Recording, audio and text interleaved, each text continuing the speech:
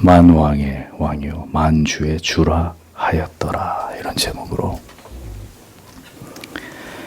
요한계시록 강의를 이어가도록 하겠습니다.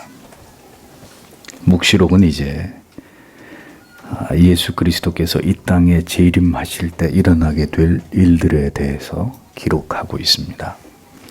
그리스도의 재림은 그날을 고대하던 진정한 믿음을 소유한 교회와 성도들에게는 무엇과도 비교할 수 없는 궁극의 영광이요, 감격이요, 기쁨이 되겠지만 이제 영원히 그 비참하고 고통스러운 최후를 맞게 될 자들에게는 견디기 힘든 공포와 두려움이 될 것입니다.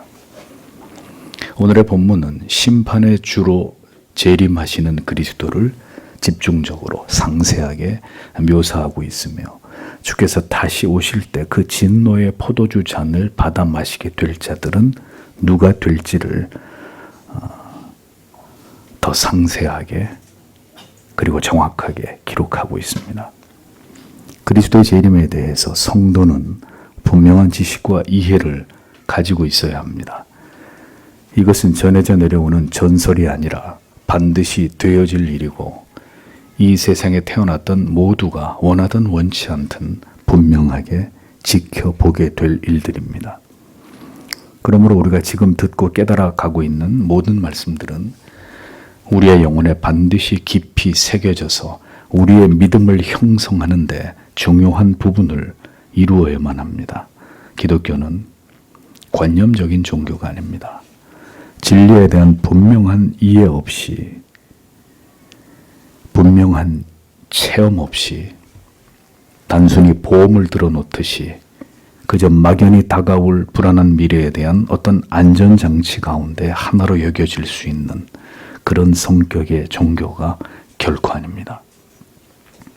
믿음이 있어야 하고 그 믿음은 반드시 우리의 삶과 행위와 우리의 사고와 우리의 인격을 지배하면서 우리로 하여금 하나님의 자녀로 하나님의 영광을 지향하는 삶의 목표를 가지고 구체적인 삶을 살아내도록 우리 안에서 역사하고 있어야만 합니다. 모든 진리의 말씀은 중생한 성도의 영혼에 강력하게 스며들고 새겨져서 모든 두려움과 근심과 염려를 이겨낼 수 있는 원동력이 되어야 하고 우리의 삶이 분명하고 뚜렷하게 성화되어 가도록 지도하고 이끄는 수단이 되어야 합니다. 믿음이 진리의 말씀을 경청하여 마음과 영혼을 다해 듣는 것과 간절히 하나님께 기도하며 은혜와 도우심을 구하는 것으로 실제적으로 우리의 삶을 지도하고 지배해 나아가지 않을 때 신앙은 결코 올바로 성장할 수 없습니다. 수십 년 동안 교회를 다녔어도 하나님의 진리의 말씀에 그 생명의 말씀에 자아가 부서지고 깨어지는 역사가 일어나지 않고 예전에 없었던 분명한 믿음과 흔들림 없는 분명한 소망과 그리고 담대한 마음이 더욱 확고해지는 변화가 일어나지 않는다면 우리의 믿음은 지금 방황하고 있는 것이고 퇴보하고 있거나 침체에서 벗어나지 못하고 있는 것임을 알아야 합니다. 그리고 신자는 결코 그러한 상태로 자신의 영혼을 방관하는 자들이 아니라 은혜의 말씀을 붙들고 다시 자신의 영혼이 힘차게 하나님의 보좌 앞으로 날아올라 열렬하고 간절한 마음으로 하나님의 영광을 위해 살고자 하는 열심을 회복해 나아가야 합니다. 넘어지고 다시 미끄러지지만 언제나 우리에게 손을 내밀어 주시고 십자가 아래서 다시 일어설 힘을 주시는 하나님을 신뢰하고 의지하면서 인생에서 아직 걸어가 보지 못한 낯선 시간들을 오직 하나님의 약속을 의지해서 한 걸음 한 걸음 내딛어야 하는 것입니다. 지식적인 주입과 배움을 통해서 우리가 성경과 교리의 지식을 축적할 수는 있습니다. 그러나 그렇게 한다고 해서 우리의 인격과 삶이 변화되던가요? 인간이 가지고 있는 그 고질적 이기심과 죄성을 가진 자아가 쉽게 깨지던가요? 지식만으로 그것이 저절로 가능하다고 믿었다면 그것은 또 다른 불신앙에 불과한 것입니다. 그 모든 지식이 우리의 영혼 속에서 간절히 하나님을 사랑하고 지체들을 사랑할 마음을 불어넣어 우리가 진정으로 그리스도의 십자가 아래서 자신이 해체되는 경험을 통해서 죽든지 살든지 오직 내게서 그리스도만이 존귀케 되기를 원하는 신앙과 삶으로 진정한 변화와 성화가 일어나지 않는다면 그 모든 것도 생명 없는 율법적인 열심과 자기 의를 드러내기 위한 빈 껍데기 같은 신앙이 될 뿐인 것입니다. 그래서 우리는 성경의 모든 진리를 올바로 그리고 정교하게 이해하고 깨달아 가도록 겸손히 성령의 도우심을 구해야 하는 것이고, 올바르고 건강한 목양을 통해서 그리고 그리스도의 몸을 이루고 있는 거룩한 지체로서 견고하게 그 연합의 자리를 지키면서 성화에 진력해 나아가야 할 거룩한 의무와 사명을 감당하면서 우리는 믿음의 길을 걸어가야 한다는 것을 잊지 말아야 하는 것입니다. 누구든지 성경의 가르침에서 이탈하고 올바른 목양적 구조에서 벗어나며 성도의 영합과 교제에서 임의로 벗어나서는 하나님을 올바로 신앙할 수 있는 길은 존재하지 않다는 것을 알아야 합니다. 신앙은 제 소견에 옳은 대로 행하는 것이 아닙니다. 그것은 곧 이탈이고 탈선이고 방황이고 신앙의 기형을 만들어가는 어리석은 자가당착적이고 확증 편향적인 그릇된 신앙의 모습일 뿐입니다.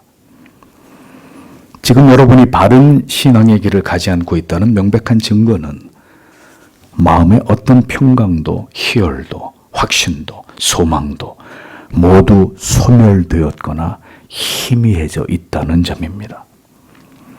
여러분이 무미건조하고 율법적인 혹은 자기 방임적인 종교적 습관 속에서 어떤 사랑의 위로도 용기도 얻지 못한 채로 그저 메마르고 척박한 자기 신념을 따라서 종교적인 관성만 간신히 유지하고 있을 뿐이라면 속히 진리를 통해서 어떻게 하나님을 신앙하는 것이 바른 것인지를 정확히 배우고 깨달아서 신앙의 정도를 걸어가야 할 것입니다.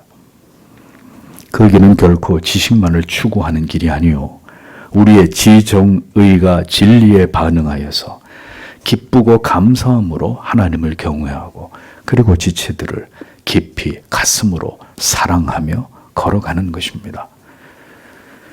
우리는 지금 신앙생활을 하고 있는 것인지 관념적, 습관적 종교 생활을 하고 있는지를 언제나 진지하게 정직하게 돌아보아야 합니다. 우리의 모습 속에 흘러넘치는 그리스도의 사랑이 있어야 합니다. 있는 척 하는 것이 아니라 진실로 사랑하고 섬기고 연합하며 하나 되어가는 그 아름다운 모습이 우리의 신앙 속에서 배어나와야 합니다. 그것이 진정한 믿음이기 때문입니다. 하나님께서 우리 안에서 보기 원하시는 진실된 신앙이기 때문입니다. 모든 진실된 그리스도인들에게는 진정한 소망이 있습니다. 그것은 물질적인 것이나 현세적인 것이 아닙니다. 영원한 것이며 내세에 관한 것입니다. 주의 재림의 날 우리가 경험하게 될 그 궁극의 영광, 그 부활의 기쁨과 감격, 바로 그것입니다. 그것이 언제나 성도의 가슴을 쪼개어 열었을 때 가득 채워져 있어야 되는 참된 소망이라는 것입니다.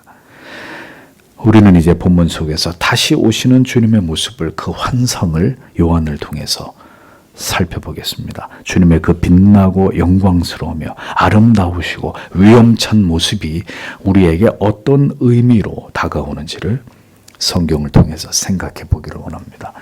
11절과 12절을 보십시오. 또 나는 하늘이 열린 것을 보았다. 보라, 흰 말과 그 위에 타시니가 있는데 신실과 진실이라 불리웠다. 그는 의로 심판하시고 싸우신다. 그의 눈은 불꽃과 같고 그의 머리에 많은 왕관이 있었다. 그 자신 외에는 아무도 알지 못하는 쓰여진 이름을 하나 가지고 있었다. 이렇게 기록되어 있습니다. 요한은 다시 하늘이 열리는 새로운 환상을 보고 있습니다. 그 환상 속에 등장하는 인물은 백마를 타고 있고 그 이름은 충신과 진실로 불리우는 분이십니다. 충신으로 번역된 원문의 의미는 충성스러운, 신실한 이란 뜻이고 진실이라고 번역된 원문의 의미는 참된, 그리고 진실한 이런 뜻입니다. 이는 그리스도께서 가지고 계신 거룩한 속성을 의미하는 것으로 예수 그리스도께서 성부 하나님의 뜻을 받들어 죄인들을 구속하시는 그 일을 충성스럽고 진실되게 감당하셨음을 강조하고 있는 표현입니다. 심판의 주, 재림의 주로 백마를 타고 나타나시는 주님의 이름을 성경은 신실과 진실이라고 뚜렷하게 말씀하고 있습니다. 우리는 이 진리를 통해서 그리스도께서 어떤 분이신지를 다시 생각하게 됩니다.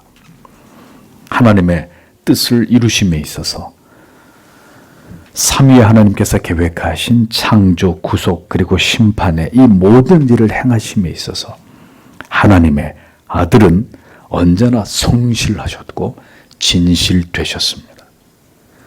주님은 인간인 척 하신 것이 아니라 인간으로 오셨습니다.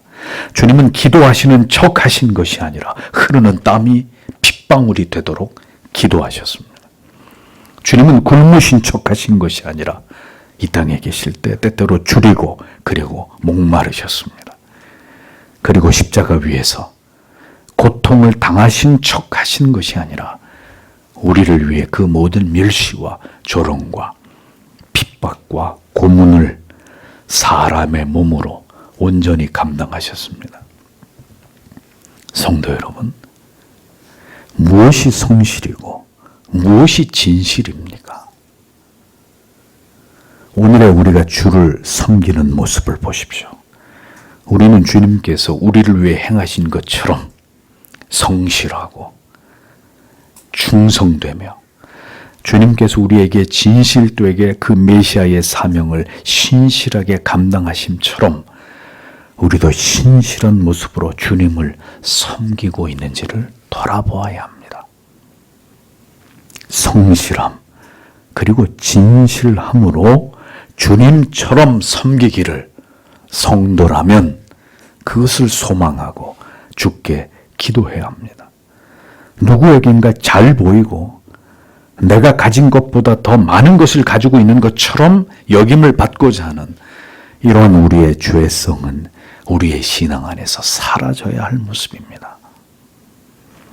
오직 하나님 앞에서 성실하고 충성됨으로 그리고 진실함으로 하나님을 신앙하고 믿음의 길을 걸어가는 것, 그것이 주님께서 우리에게 한결같이 보여주신 모습이고 우리가 진실로 주님을 닮아 이 세상에서 살아가야 될 삶의 자세라는 것입니다. 우리가 진실로 성실한 모습으로 충성되게 변함없이 진실되게 하나님을 경외하고 사랑하고 그러한 모습으로 지체들을 사랑함으로 신실한 모습으로 믿음의 길을 걸어가고 있는지를 우리 모두 함께 돌아보아야 합니다. 사람들에게는 한없이 친절하고 상냥하고 선한 모습이지만 정작 자기의 가족들에게는 정반대의 모습으로 아내를 무시하고 남편을 멸시하고 한없이 가벼운 말과 행동으로 일관하는 그런 이중성이야말로 우리가 진실되며 정직한 하나님의 사람인지를 돌아보아야 할 대목입니다. 주님의 이름을 통해서 우리는 우리의 묵상을 더 깊이 진리의 말씀을 통해 가져가야 합니다. 그가 공의로 심판하며 싸우더라 라고 기록되어 있습니다. 신실하시며 진실하신 그리스도께서는 공의로 이제 모든 자들을 심판하십니다. 그 신실하며 진실하심으로 죄인을 대하사 모든 인간들에게 베푸신 그 사랑과 긍휼과 자비에 대해서 불신과 강팍과 폐역과 조롱으로 갚은 그 모든 악인들에 대해서 공의로 그들을 심판하시고 그들과 싸우신다고 기록하고 있습니다. 그리스도에 의해서 신실하며 진실하심으로 대하실 자들과 그리고 공의의 심판으로 마침내 싸워 멸할 자들로 그리스도에 의해서 나뉘어질 자들이 이 세상에 존재하고 있다라는 것을 기억하십시오. 누가 이 위대하신 심판장 되신 주님 앞에서 그 모든 죄악들을 속일 수 있으며 그와 싸워서 이길 수 있다는 말입니까? 이어지는 재림주 그리스도에 대한 묘사를 보십시오. 그 눈이 불꽃 같고 머리에는 많은 면류관 왕관들을 쓰고 계시며 신실과 진실 외에 주님 자신을 제외하면 누구도 알지 못하는 또 다른 한 이름을 가지고 계신다고 기록하고 있습니다. 눈이 불꽃 같다는 의미는 계시록 1장 14절에도 동일하게 묘사하고 있는 부분인데 그리스도께서 가지고 계신 신적인 권능과 위엄을 의미하죠. 주님의 눈앞에서는 그 무엇도 숨길 수 없고 모든 것이 드러나고 탄로날 수밖에 없음을 이 같은 표현을 통해 강조하고 있습니다. 또 머리에 많은 면류관, 즉 왕관을 쓰고 계신다는 의미는 궁극의 영원한 승리자로서의 그리스도께서 가지고 계시는 전 우주적 통치권을 의미하는 것입니다. 그리스도께서는 모든 것의 본질을 꿰뚫어 보시는 전지전능하신 분이십니다. 그 눈앞에서 무엇도 감추어지거나 숨겨질 수 없습니다. 우리의 모든 삶의 내용과 우리의 의도와 그 생각까지도 모두 간파하고 계시는 주님이십니다.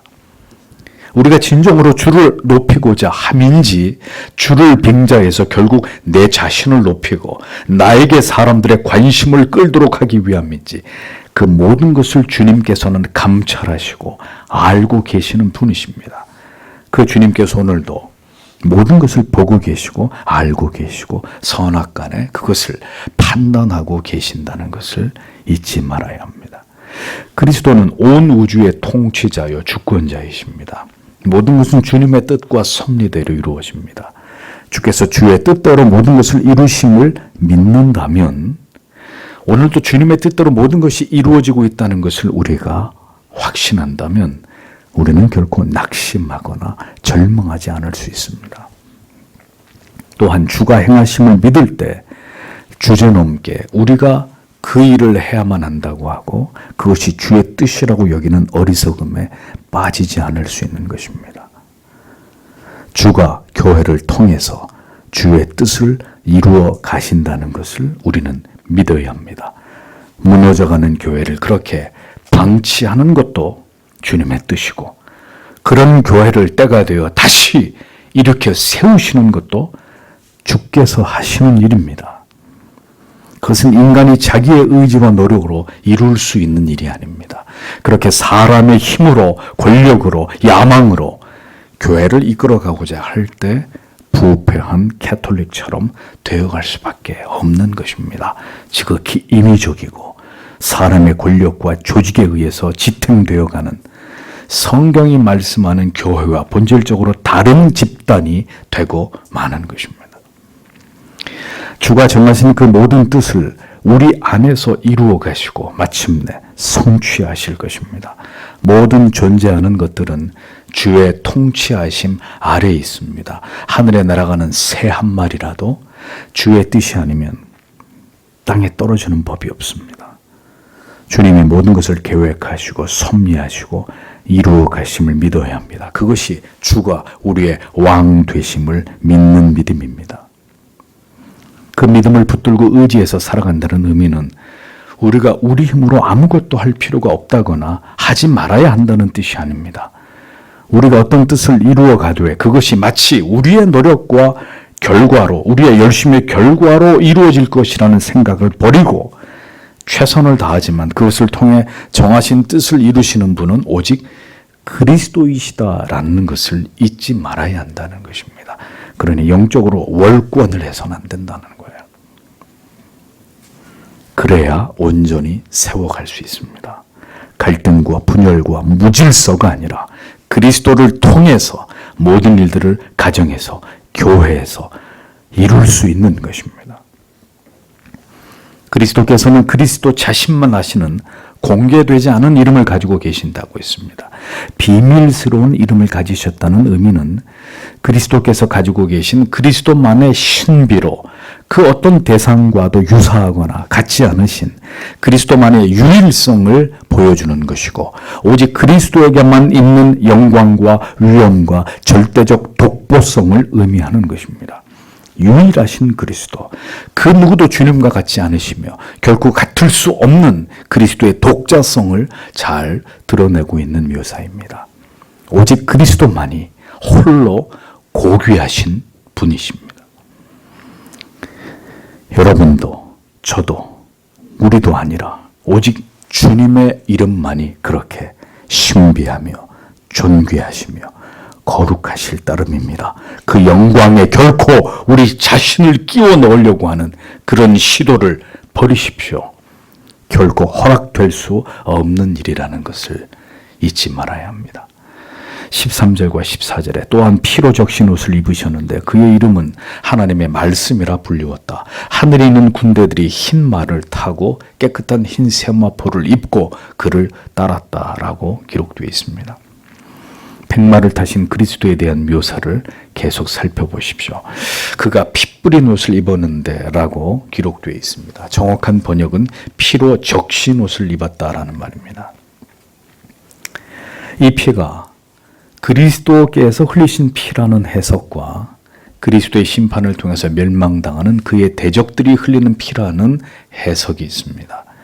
이사야 63장 3절에 보면 만민 중에 나와 함께한 자가 없이 내가 홀로 포도즙 틀을 밟았는데 내가 노함을 인하여 무리를 밟았고 분함을 인하여 짓밟았으므로 그들의 선혈이 내 옷에 튀어 내 의복을 다 더럽혔음이니 라고 기록되어 있습니다. 그래서 본절의 옷에 적신 피와 이 구절의 피를 같은 것으로 보아서 그리스도의 대적들이 지어 마신 그리스도의 심판으로 인해서 흘린 피를 가리킨다고 보는 이런 해석이 있다는 거죠. 그러나 또 다른 해석은 바로 뒤에 그 이름은 하나님의 말씀이라 칭하더라 라는 이 문맥을 통해서 볼 때 죄인들을 위해서 보혈을 흘려주심으로 위대한 대속을, 하나님의 모든 말씀을 완성하신 그리스도를 수식하는 의미로 보는 이런 견해 역시도 강력한 지지를 받고 있는 해석입니다. 어느 쪽이든 피의 흥건히 적시어진 그리스도의 그 모습은 그가 심판의 주이심을 보여주는 강렬한 이미지라는 것을 알 수 있습니다. 그 이름은 하나님의 말씀이라는 표현은 우리에게 익숙한 표현입니다. 요한복음 1장 1절에 태초에 말씀이 계시니라. 이 말씀이 하나님과 함께 계셨으니 이 말씀은 곧 하나님이시니라 라고 기록되어 있습니다. 같은 장 14절에는 말씀이 육신이 되어 우리 가운데 거하심에 우리가 그 영광을 보니 아버지의 독생자의 영광이요 은혜와 진리가 충만하더라 라고 기록하고 있습니다.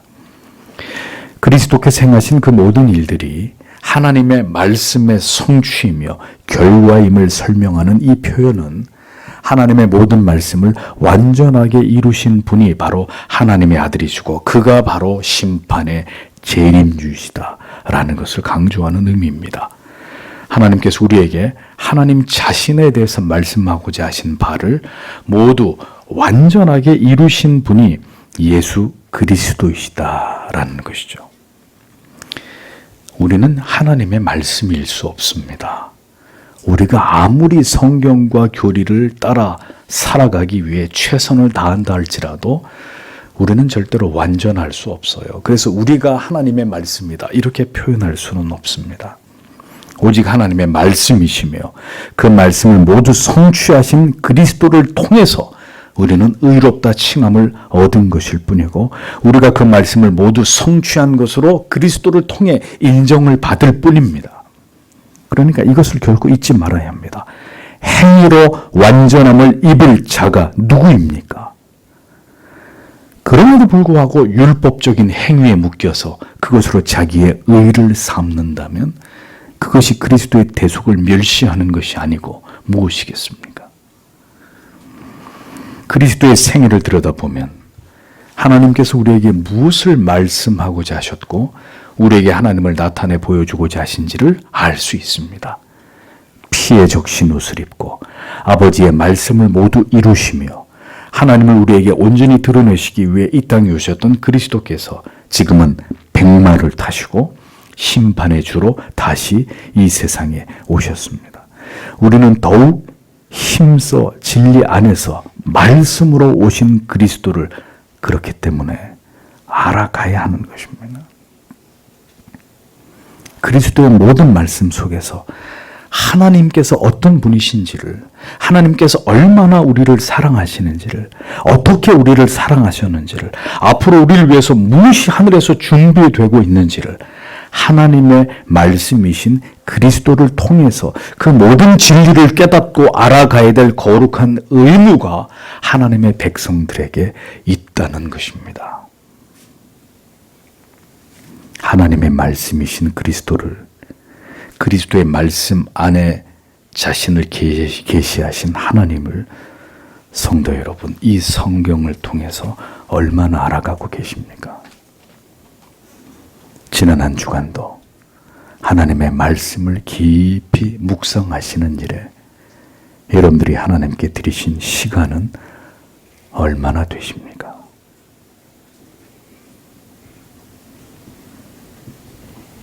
심판에 주로 오시는 그리스도의 모습을 머릿속으로 그려보십시오. 그분은 백마를 타고 흰 세마포옷을 입으시고 머리에는 많은 왕관을 쓰시며 피에 적신 옷을 입으셨습니다. 그분의 이름은 충신과 진실이며 그 밖에도 누구도 알지 못하는 비밀스러운 이름을 가지고 계시는데 그분을 향해서 하나님의 말씀이라고 묵시록은 칭하고 있습니다. 이분이 재림하시는 그리스도이십니다.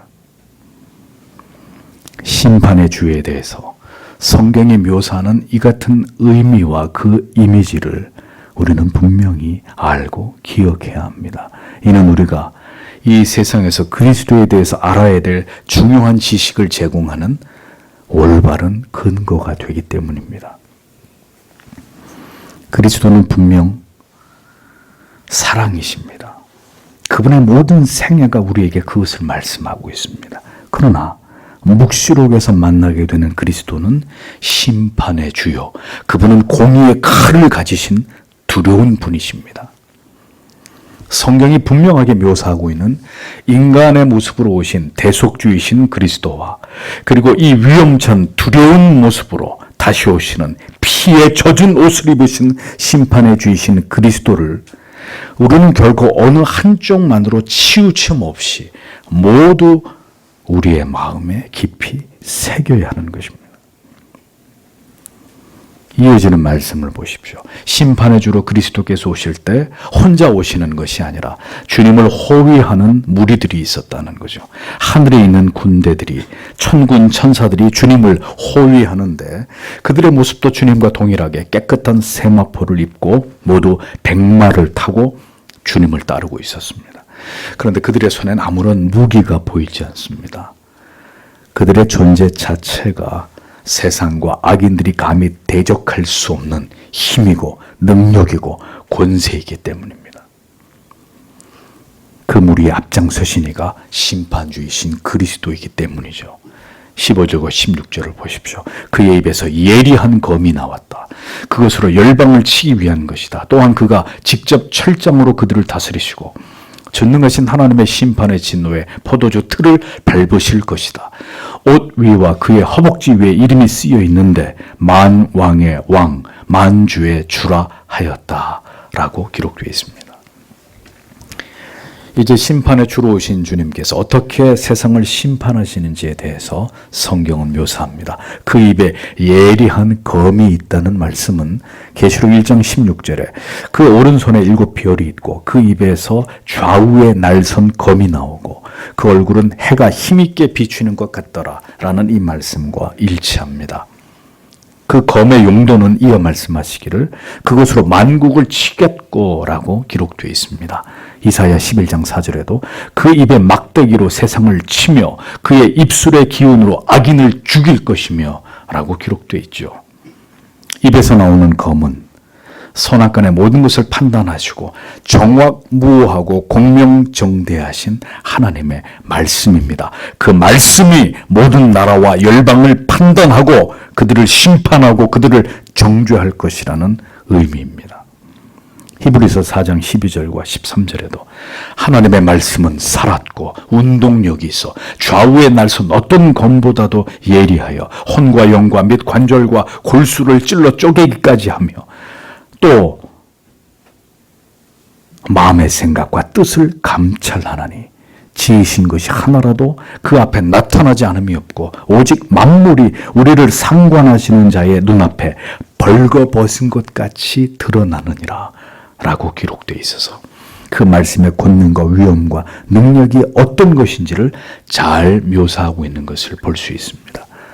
또 친히 저희를 철장으로 다스리며 또 친히 하나님 곧 전능하신 이의 맹렬한 진노의 포도주 틀을 밟겠고라고 말씀하므로 그리스도의 최후의 심판이 갖는 강력하고 지엄한 징벌과 하나님을 대적한 자들을 향한 하나님의 두려운 진노하심과 그 결과를 분명하게 설명하고 있는 것을 볼 수 있습니다. 다윗은 시편 속에서 메시아를 소개하기를 시편 2편 9절에서 내가 철장으로 저희를 깨뜨리며 질그릇같이 부수리라 하시도다 라고 기록하고 있습니다. 그러니까 철장으로 다스린다는 말을 시편의 말씀에 대입하면 철장으로 만국을 깨뜨리신다, 파괴하신다 이런 뜻이 됩니다. 또 포도즙 틀에 밟는다는 의미 역시 하나님의 맹렬하신 진노의 심판을 뜻하는 것으로 계시록 14장 19절에서 20절에 이미 이 포도즙 틀의 비유를 통해서 하나님의 두려운 심판을 비유한 것을 볼 수 있죠. 천사가 낫을 땅에 휘둘러 땅에 포도를 거두어 하나님의 진노의 큰 포도주 틀에 던짐에 성 밖에서 그 틀이 밟히니 틀에서 피가 나서 말 굴레까지 닿았고 1600 스타디온에 퍼졌더라 라고 기록되어 있지 않습니까? 그러니까 뭘 말씀하려고 하는 것일까요? 심판받아야 될 세상과 모든 악인들이 이렇게 그리스도에 의해서 완전하게 파괴될 것을 성경은 예리한 검, 철장, 그리고 포도즙 틀에 비유하면서 이것을 강조하고 있는 것입니다. 이러한 말씀은 무엇을 강력하게 천명하는 것일까요?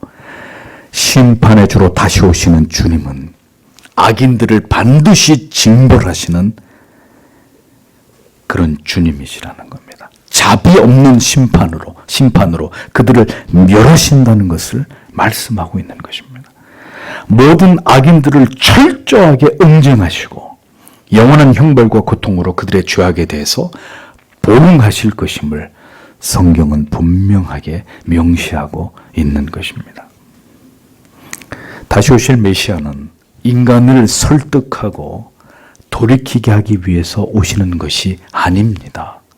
그분은 죄인들을, 영원한 악인들을 심판하시기 위해서 그들을 철장에 가두시고 포도즙 틀에 밟아 으깨어 영원한 고통과 벌을 주시기 위해서 다시 오신다는 것입니다. 사랑의 주님께서 그 인자하시고 자비하시고 노하기를 더디하시고 오래 참아 기다려 주시던 그 자비와 긍휼이 넘치던 주님의 그 모습이 더 이상 아니고 누구도 막을 수 없는 두려운 심판에 주로 오셔서 이 모든 일들을 정확하게 단호하게 그분이 집행하실 것임을 성경은 정확하게 기록하고 있는 것입니다. 이 모든 일들이 자신에게서 일어나지 않는 자에게 진정한 복이 있는 것입니다.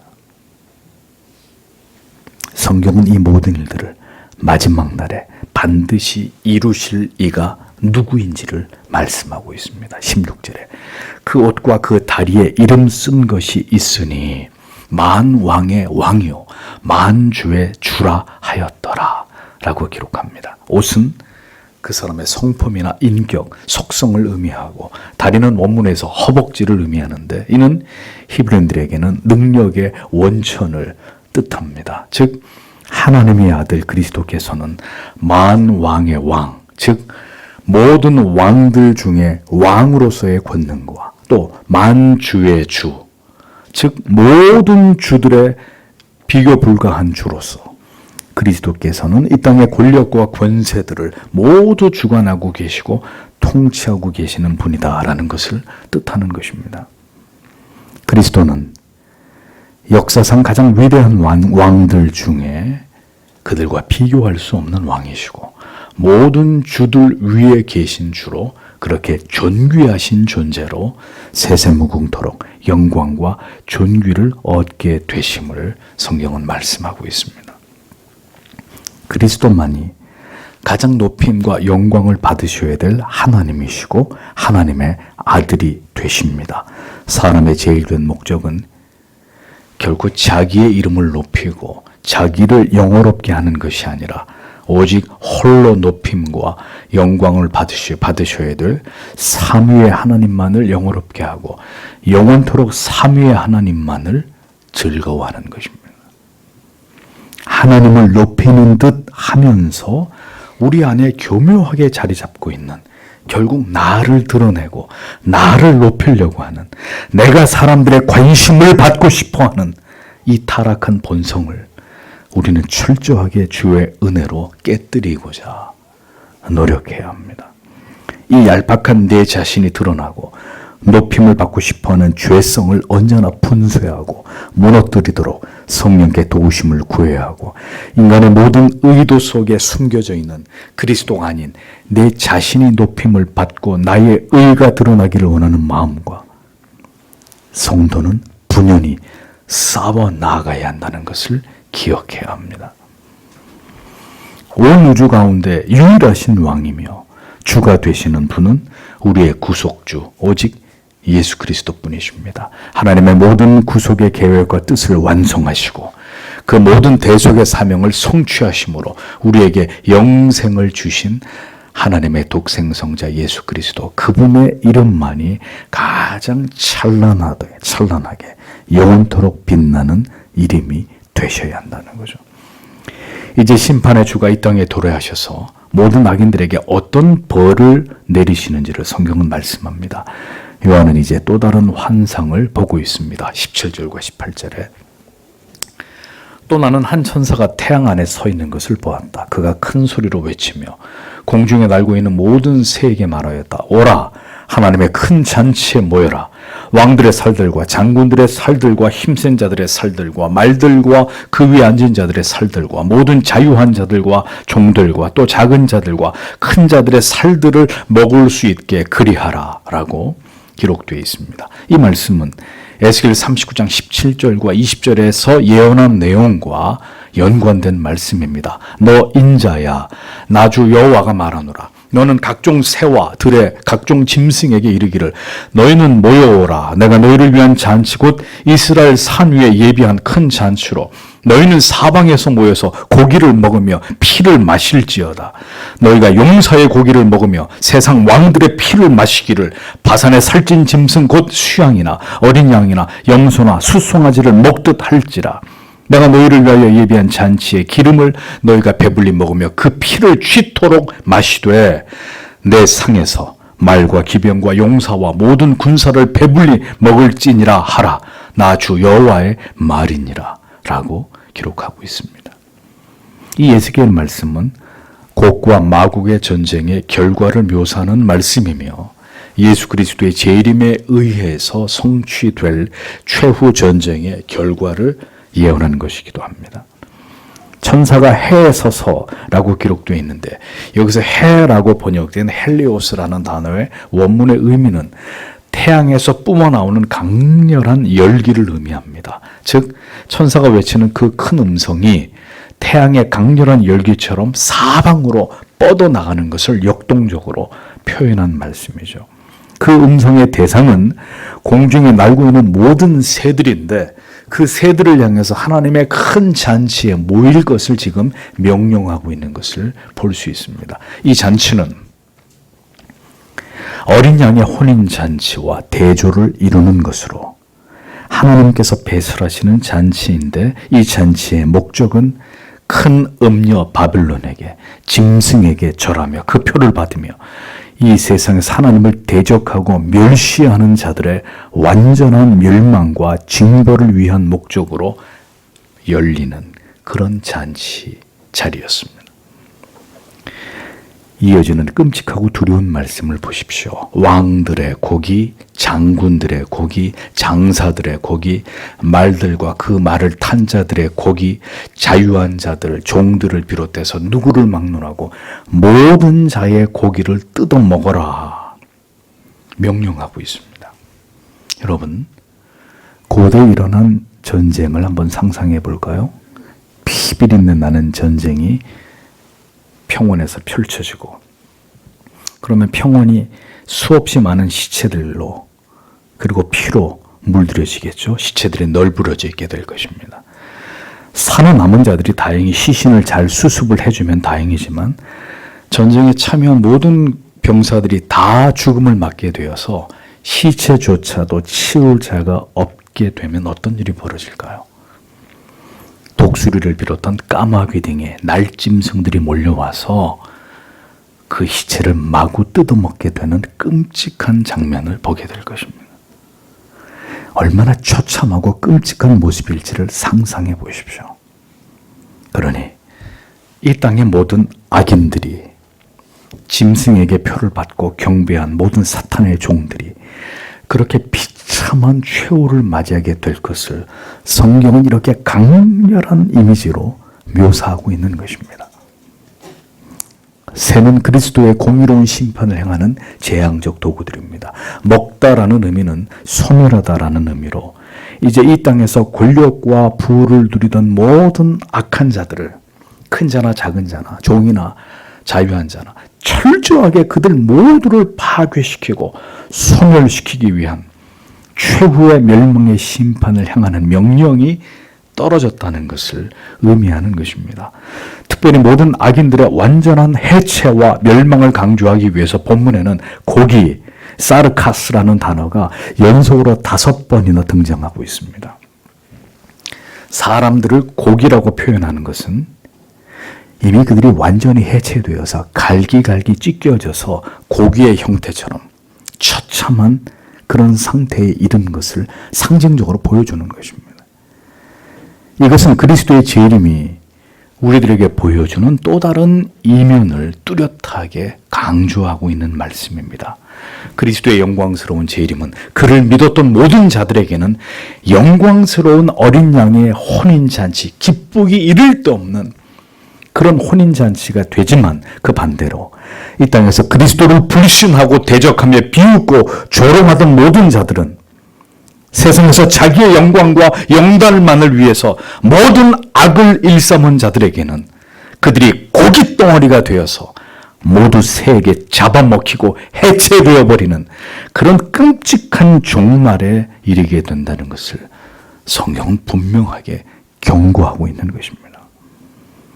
성도와 교회를 박해하고 모든 진리를 거부하고 세상에서 자기 자신이 가장 잘난 것으로 여기면서 그렇게 오만방자하게 하나님을 대적하면서 인생을 살아갔던 모든 자들은 물론대소하고 모두가 하나님의 심판을 통해서 멸망을 당하게 되고 그들은 영원히 꺼지지 않는 지옥의 불못에 던져지게 되는 영벌을 받게 된다는 것입니다. 이것이 성경이 말씀하고 있는 악인들의 최후입니다.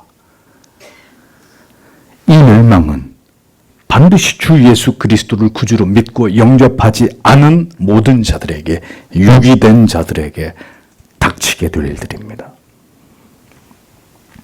누구든 하나님을, 그의 아들 예수 그리스도를 구주로 믿지 않는 자라면 그 불신앙의 자리는 결코 안전하지 않습니다. 오늘은 아무 일 없이 그의 인생에 지나가는 듯하나 그렇게 아무 일이 일어나지 않는 하루하루가 덧없이 흘러가는 듯 하나 결국은 그 날이 이르게 되면, 그래서 마침내 하나님께서 그 생명을 거두시는 날이 임하게 되면 2번 다시 돌이킬 수 없는 영원한 멸망만이 예수를 구주로 믿지 않은 자들에게 주어질 따름입니다.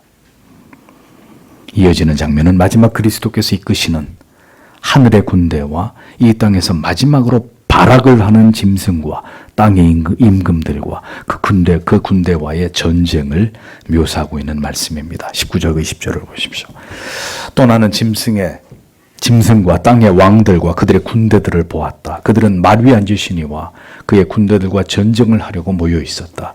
짐승과 더불어 그 앞에서 그와 함께 행하던 거짓 선지자가 잡혔다. 그는 이적으로 짐승의 표를 받은 자들과 그 우상에 경배하던 자들을 미혹하던 자이다. 이 둘이 산채로 유황으로 타는 불못에 던져졌다라고 기록하고 있습니다. 하늘의 군대와 땅의 군대가 최후의 전쟁을 벌입니다. 이것이 바로 16장에 기록하고 있는 아마겟돈 전쟁이죠.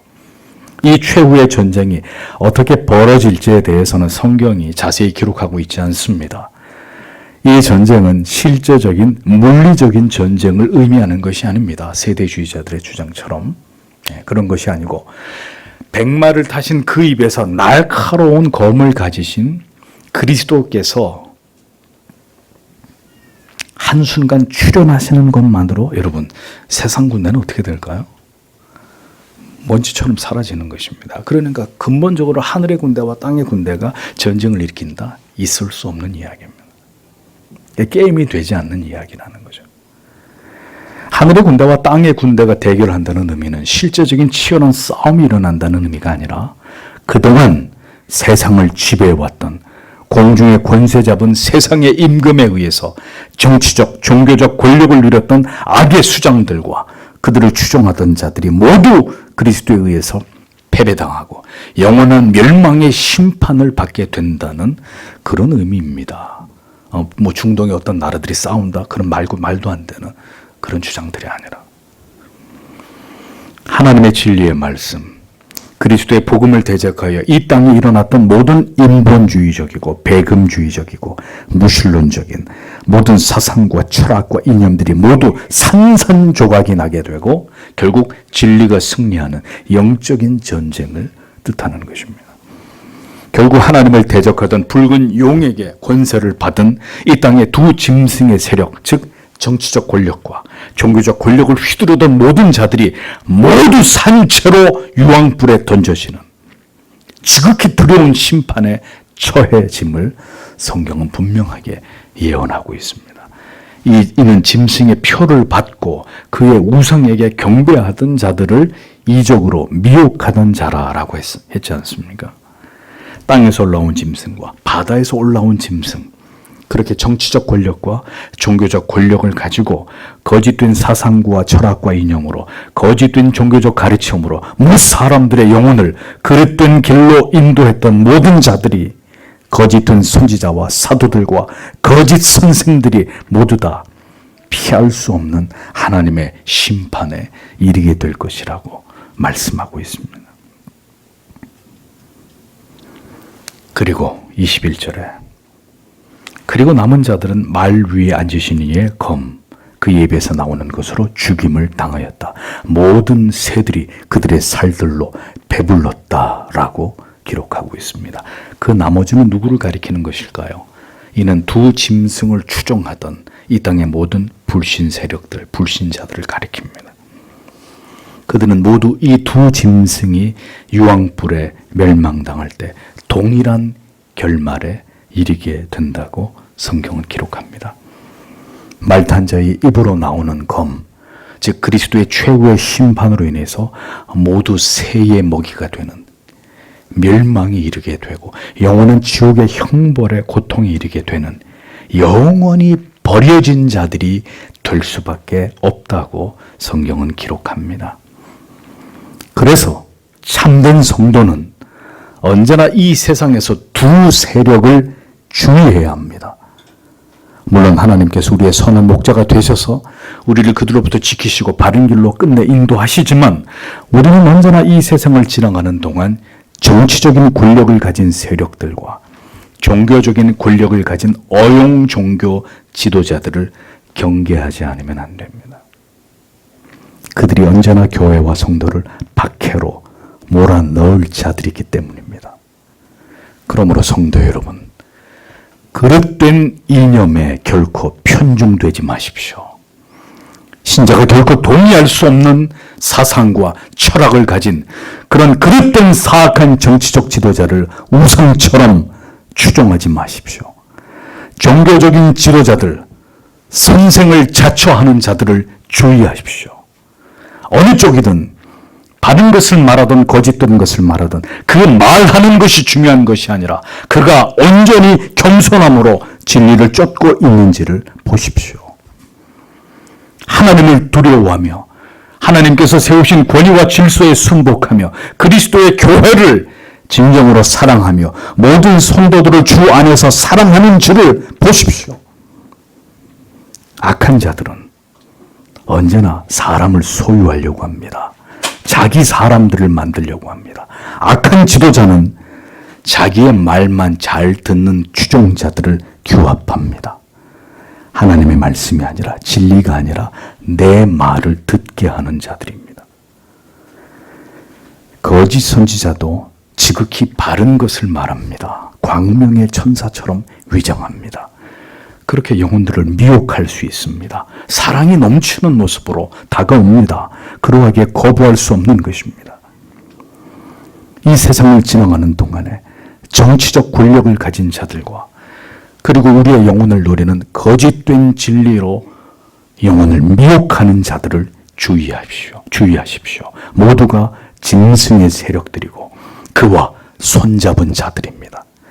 영혼을 진리가 아닌 길로 인도하여 모두 함께 멸망을 당하게 될 자들입니다. 이것이 세상의 마지막에 일어나게 될 하나님께로부터 버려진 자들, 세상에서 모든 것을 누리며 죄악을 범하며 살아온 자들의 최후입니다. 권력과 부를 누리며 거짓된 사상과 철학과 종교에 현혹되어 그렇게 이 세상을 살았던 자들을 기다리고 있는 마지막 그림입니다. 이 진리를 믿든 믿지 않든 그것은 여러분의 자유입니다. 하나님의 보호하심 아래 깨어있지 않으면 이제는 마귀가 삼킬 자를 두루 찾는 때가 되었습니다. 여러분이 신자가 되어 교회를 다니면서도 하나님의 말씀을 전혀 두려워하지 않고 하나님을 사랑하는 것과 지체들을 사랑하는 것에 전혀 마음을 기울이지 않으며 여전히 여러분 자신을 고집하며 살아가고 계신다면 아직은 기회가 남아 있습니다. 그러나 계속 진리 앞에서 무너지고 깨어져 회개함으로 참된 신앙의 길을 가지 않으시고 화인을 맞은 양심이 되어서 지금 하나님의 뜻을 거스리며 진리를 거스리고 하나님이 세우신 권위와 질서에 불복하며 불순종하는 자리에 계속 머물러 있게 된다면 그런 여러분의 영혼의 상태가 바로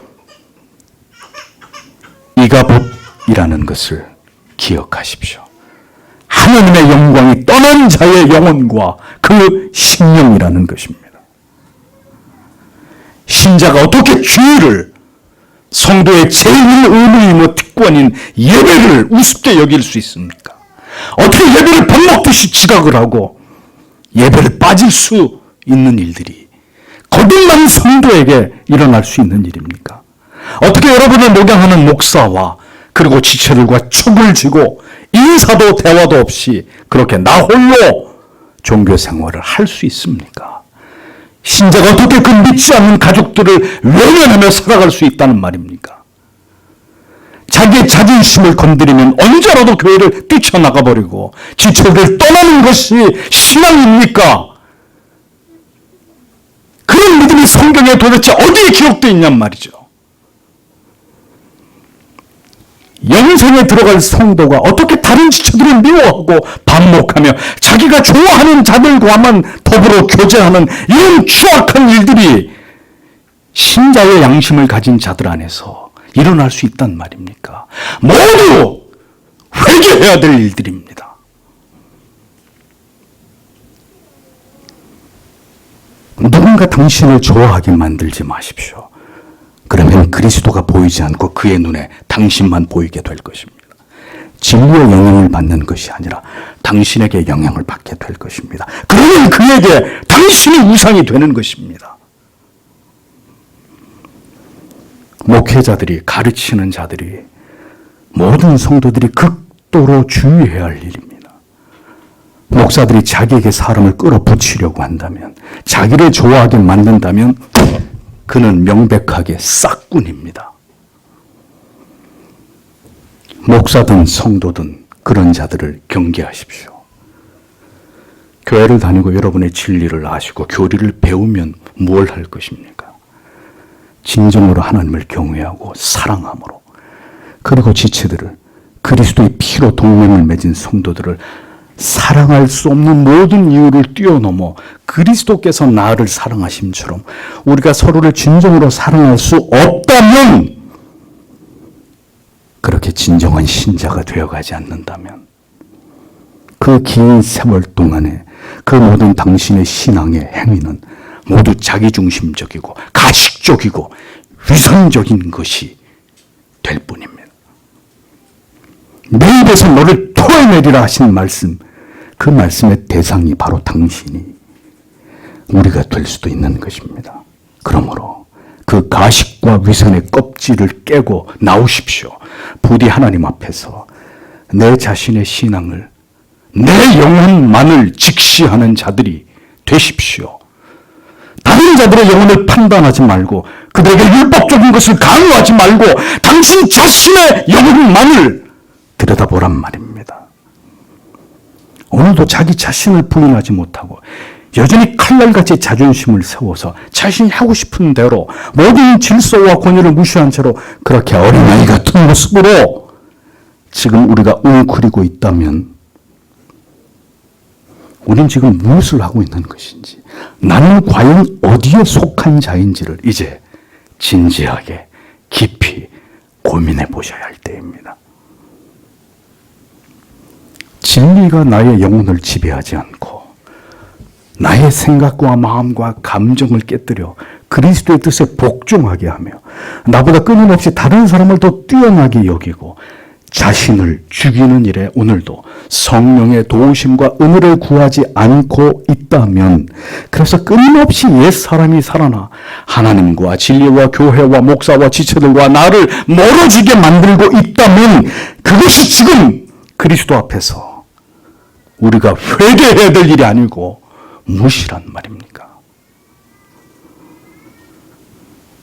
나라와 교회가 이 지경이 되었어도 뜻을 세워 기도할 줄 모르고 더욱 교회를 염려하고 지체들을 걱정하며 목사와 더불어 함께 간절한 마음으로 하나님의 긍휼과 자비를 위해 기도하지 않고 있다면, 그가 과연 그리스도의 피로 깨끗해진 세마포를 입을 그 성도가 맞는지를 여러분 성경의 거울에 우리 자신을 비추어 보잔 말입니다.